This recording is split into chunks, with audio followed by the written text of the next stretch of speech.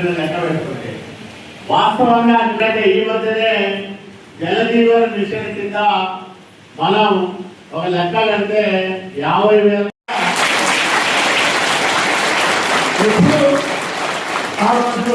అభివృద్ధి అభివృద్ధి అభివృద్ధి దాని తప్ప వేరే ఏమి వారికి ఆలోచన ఉండదు.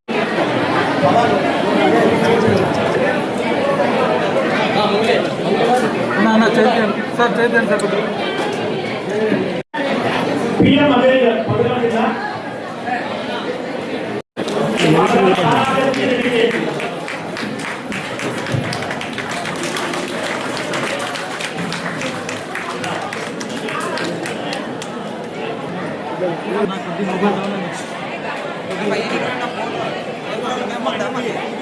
अका मैं पति साइड अका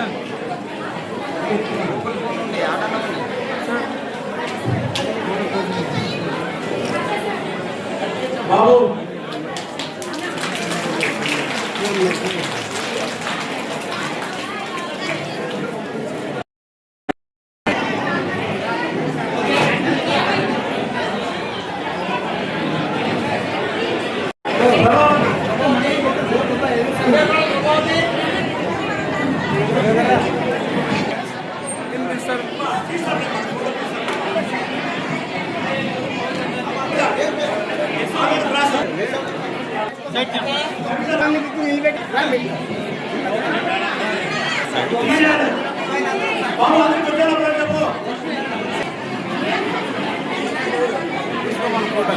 ओके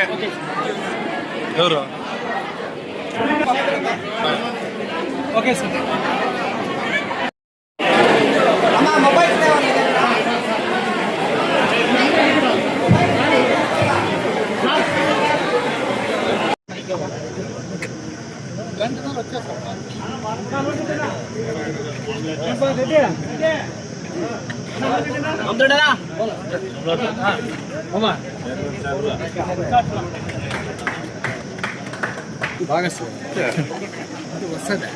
రాదు రాలేదు.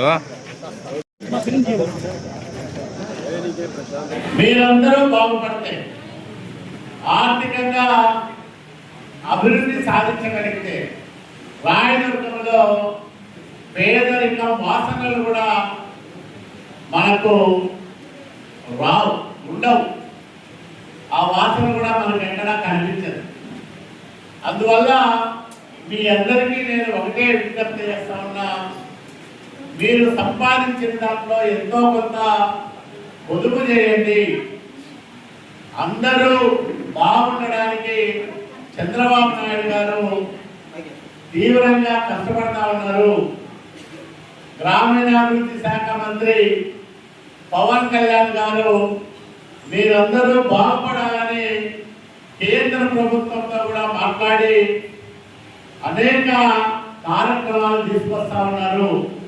మన యువ నాయకుడు నారా లోకేష్ బాబు గారు మీ పిల్లలందరూ మంచి చదువులు చదువుకోవాలా, కష్టపడి వాళ్ళందరూ జీవితాల్లో రాణించాలని తల్లికి వందనం పేరుతో బిడ్డైనా కొడుకైనా ఎంతమంది పిల్లలు ఉంటే అంతమంది పిల్లలకు సంవత్సరానికి 15,000 రూపాయలు అంటే 10,000 కోట్ల రూపాయలు ప్రభుత్వం ఈ విద్య కోసం తల్లికి వందనం రూపంలో ఖర్చు చేస్తూ ఉంది.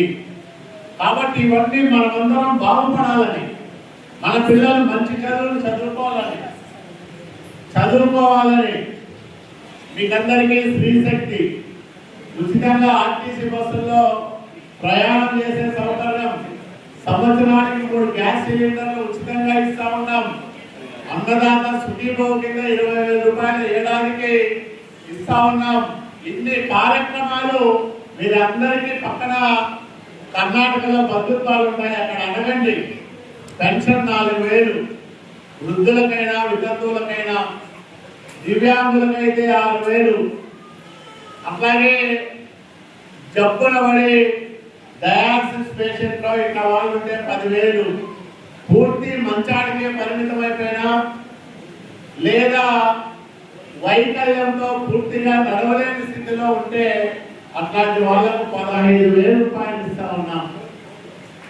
ఇన్ని మంచి కార్యక్రమాలు చేస్తున్న ఈ ప్రభుత్వం మీ నుంచి ఆశిస్తున్నది ఒకటే ఒకటి,